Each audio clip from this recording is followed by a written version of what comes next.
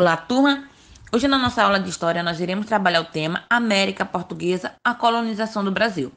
Gente, essa aula vai ser dividida em duas partes, tá? Porque é uma aula muito extensa. Então, nós vamos ver a exploração, a colonização da nova terra, as capitanias hereditárias, os governos gerais, entre outras coisas. Então, vamos lá. O período pré-colonial. O rei de Portugal, Dom Manuel I, logo após a chegada da expedição de Pedro Álvares Cabral, não manifestou interesse pela nova terra. Por quê? Porque ele não viu de início que existiam riquezas nela. Então, ele não efetivou logo a colonização, ou seja, ele não pediu para que a população portuguesa, algumas pessoas de Portugal, viessem morar na nova terra. Eu botei aqui alguns motivos pelo qual não se efetivou a colonização de imediato.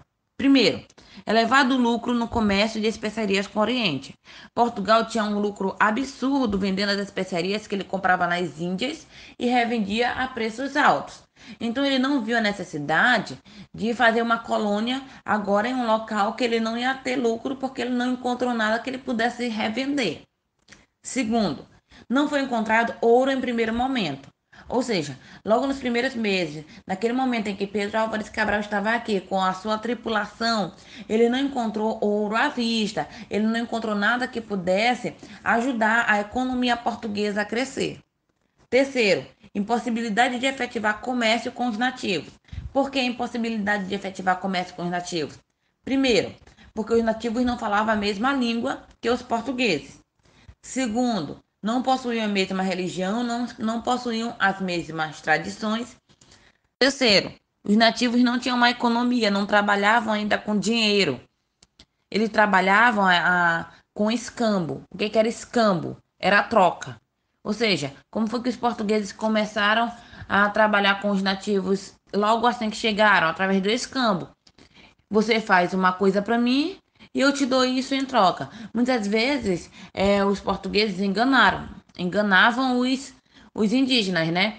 Eles diziam, constrói isso para mim que eu te dou um espelho. Eles davam coisas brilhantes, pedaços de pano, enganando os nativos que não conheciam aquilo e para eles era novo. Com o intuito de ver se a nova terra possuía riquezas, o rei Dom Manuel I mandou as expedições exploradoras para a nova terra.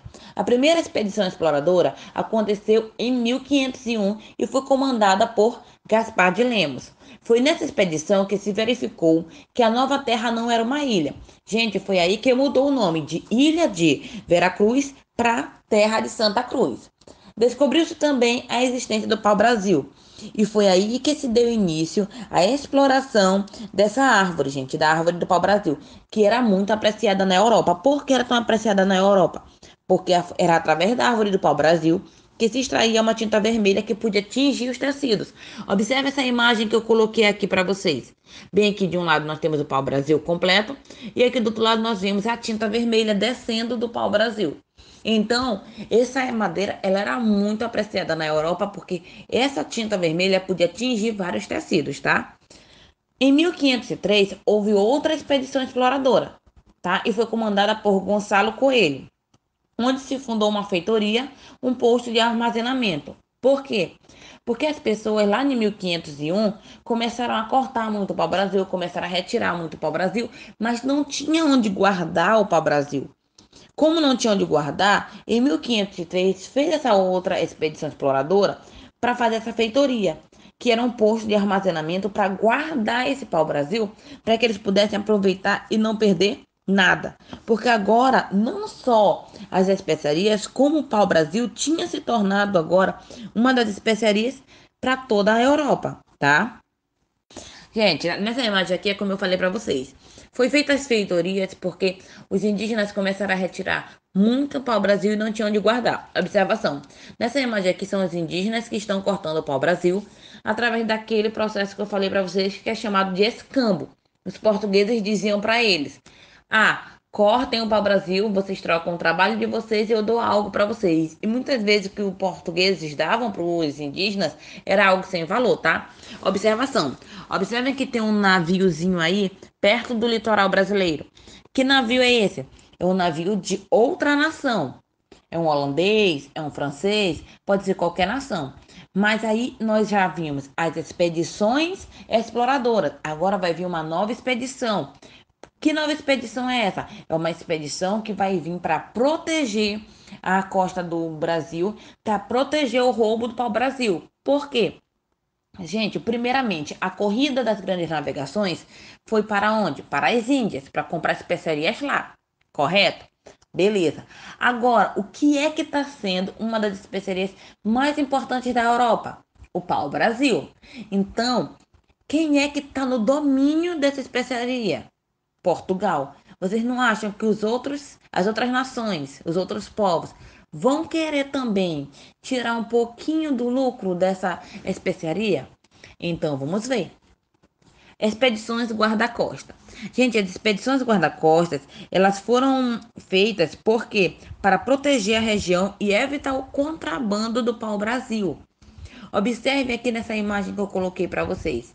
Tem vários navios rodando a costa brasileira, tá? No próprio nome já diz, guarda-costa.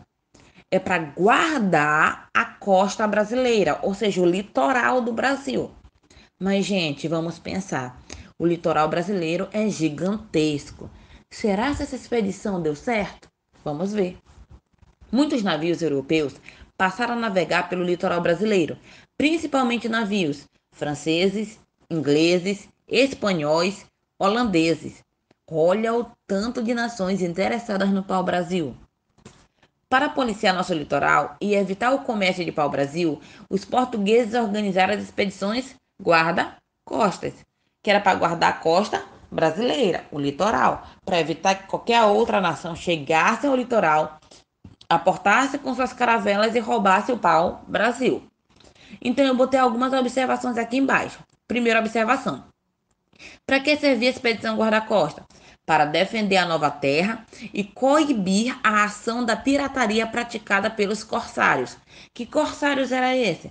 Os corsários franceses, ingleses, espanhóis e holandeses que entravam escondidinho na terra portuguesa e roubavam para o Brasil para vender no comércio europeu. Segunda observação: Cristóvão Jacques comandou duas expedições guarda-costa, organizadas pela coroa portuguesa. A primeira em 1516 e a segunda em 1526. Venceu franceses no Rio da Prata. Gente, onde é que fica o Rio da Prata? O Rio da Prata, gente, ele fica na região norte, perto do Rio Amazonas, tá? Só essa observação para vocês. Então, mas eu digo para vocês, como é que eles protegiam? Eles protegiam na terra? Não. Observe nessa imagem aí, tem 3 navios. 2 navios são portugueses e um navio é francês. Eles estavam atirando com canhões, se defendendo. Mas é como eu falei para vocês, o litoral brasileiro é gigantesco. Enquanto ele estava defendendo uma parte, vinha um francês e entrava por outra e roubava o pau-brasil. Quando eles iam para essa outra parte defender, vinha o holandês e tentava roubar por outra. Então foi muito complicado realmente ter sucesso com as expedições guarda-costas. Aqui eu vou mostrar para vocês, gente, o porquê do interesse tão grande dos franceses no pau-brasil, tá? E depois de mostrar uma pequena citação do que o Francisco I da França falou. Primeira observação: declínio do comércio de especiarias com o Oriente. Como eu falei anteriormente, como agora a especiaria mais importante não é mais o que tem nas Índias, e sim o pau-brasil, por causa da pigmentação vermelha, houve um declínio nas especiarias de perfume e de outras coisas. Então, os franceses querem se voltar para aquilo que está dando mais lucro, no caso, o pau-brasil. Segunda observação: descoberta de ouro na América Espanhola. Vamos voltar um pouquinho para uma aula que eu já dei chamado de Tratado de Madrid. Depois do Tratado de Tordesilhas, foi novamente dividido a Nova Terra em um tratado chamado Tratado de Madrid. Lembram? Pois bem, no Tratado de Madrid, a parte que ficou com a Espanha, gente, era riquíssima em ouro. Então, o que os franceses queriam? Se eu não conseguir entrar pela parte que é portuguesa e roubar o pau-brasil, eu entro pela parte que é da Espanha e roubo ouro. Ou eu roubo um, ou eu roubo outro. Então, os franceses queriam lucrar de um jeito, ou de outro. Ou eles queriam lucrar em cima dos portugueses ou em cima dos espanhóis. Os franceses eram um povo que eles queriam lucrar de qualquer jeito. Então vamos ver agora uma citação aqui do que Francisco I da França falou. O sol brilha para todos e desconheça a cláusula do testamento de Adão, onde é que está escrito no testamento de Adão e Eva que Portugal e Espanha não podem dividir o novo mundo. O que ele quis dizer? Quem é que primeiro estava no Éden, na criação de Deus? Adão e Eva. Então, quem descobriu a nova terra? Portugal e Espanha. Então ele chamou Adão e Eva de Portugal e Espanha e perguntou onde é que estava no testamento de Adão, ou seja, onde é que estava no testamento da Espanha ou de Portugal, que eles não podiam dividir a nova terra com ninguém, que a terra era só deles. Então, baseado nisso, eles podiam se invadir e tirar da nova terra o que eles queriam. E aí, gente, vai ter muitas guerrilhas ainda que nós iremos ver. Gente, como as expedições guarda-costas fracassaram e não deram certo, foi feita uma nova expedição chamada de Expedições Colonizadoras. O governo português percebeu que era impossível defender um litoral tão extenso, apenas com as expedições guarda-costas. Por isso foram enviadas expedições para ocupar as terras. As pessoas designadas para viver aqui deveriam construir casas, plantar, explorar e defender o território. Essas expedições foram chamadas de expedições colonizadoras, ou seja, Portugal disse o seguinte: se eu não posso defender o litoral, eu vou pegar os meus cidadãos portugueses e vou colocar na nova terra. Eu colocando aqui, eles vão ter por obrigação de defender a terra deles. Porque me diga, gente, quem é que tem sua casa e não quer defender? Você está na sua casa. Se entra um ladrão, você vai querer fazer o quê? Defender sua casa. Então, o rei de Portugal pensou: eu boto eles lá, eles fazem o trabalho por mim. Eles defendem a terra. Então eu não vou ter essa preocupação toda de ficar defendendo todo o litoral das outras nações. E assim aconteceu. Então, em 1530, Portugal enviou à América a primeira expedição colonizadora, liderada por Martim Afonso de Souza. Objetivos: primeiro, explorar o litoral, ver o que tinha no litoral da nova terra.